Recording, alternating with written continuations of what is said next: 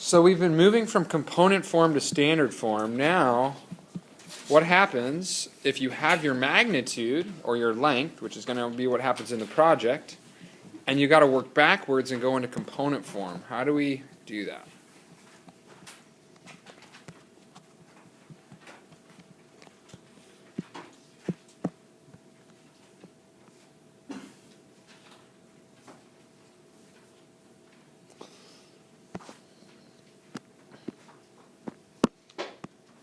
Alright, so let's say this is what we have given. Given,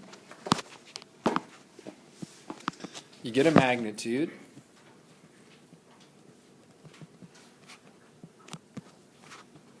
of length, some length, and then you're also given a standard angle or a bearing measure, and it actually will need to be in standard angle form. A standard angle, theta.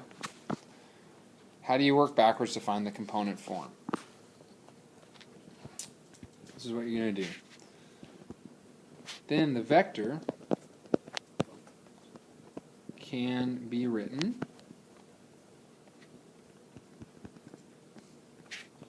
as, and you have two components. I'm going to write them first, and then we'll explain why this works. Component A is your magnitude times cosine of theta, and component B is your magnitude or length times sine of theta.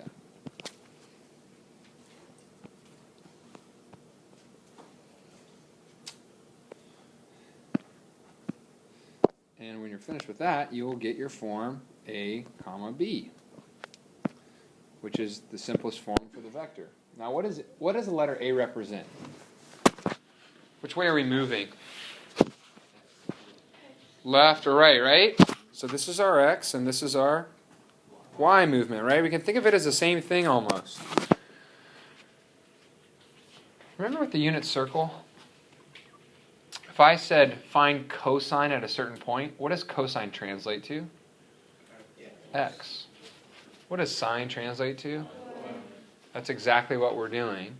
And you're taking that value and you're multiplying it by whatever your length is, or your radius. What's the radius in the unit circle? 1. But are we going to be dealing with radiuses of 1 all the time? No. We're going to deal with radiuses bigger than 1. So in this case, as an example, and I'm going to have you guys compute this. Let's say I have this vector. And I tell you that the magnitude is 6, and that theta is equal to 120 degrees. So this is your project right here. You find the distance between your two locations, and then you're going to have to do some work to figure out what your standard angle is. You're going to figure out your bearing, but then you're going to have to convert it to a standard angle from the unit circle, 120 degrees. How can you find your X and your Y? Well, you have your two components. Go ahead and solve for A. Go ahead and solve for B. I'll let you guys work on this in your team. You guys will need calculators, and you'll need to be in the right mode. So talk to your team about how you're going to solve this. Now, the cool thing about this is if we stop this, just so you know, another way of writing this, we talked about this last class, the unit vector form. Yeah. So we're going to be using this kind of math for our project? Yep, for sure. So here's one way to write it. Here's another way to write it. Same answer, 3i plus 5.196j. These are the exact same things. For your project, I'll probably just have you keep it in this form.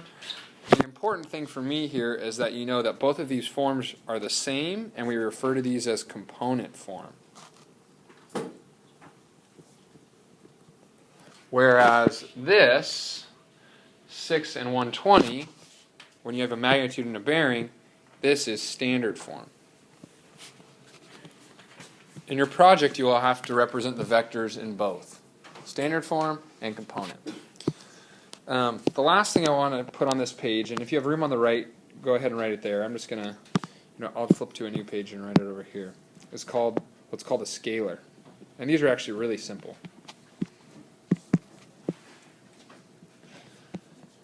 So a scalar is a number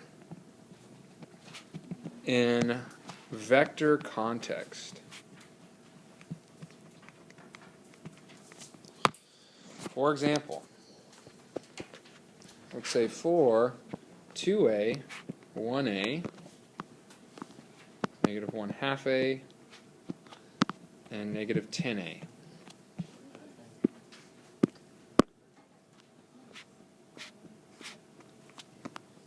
All of these numbers we refer to as scalars.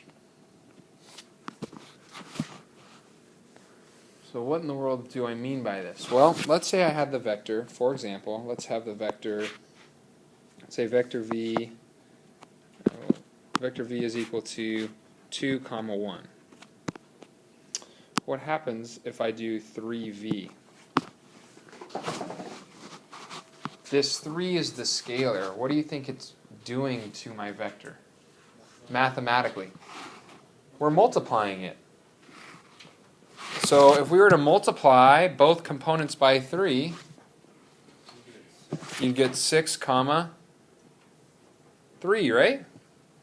You're multiplying your x and your y. And if you were to draw this, what it would look like this, 2, 1, and then this one would just be 3 times as long. So here's kind of a way to think about this.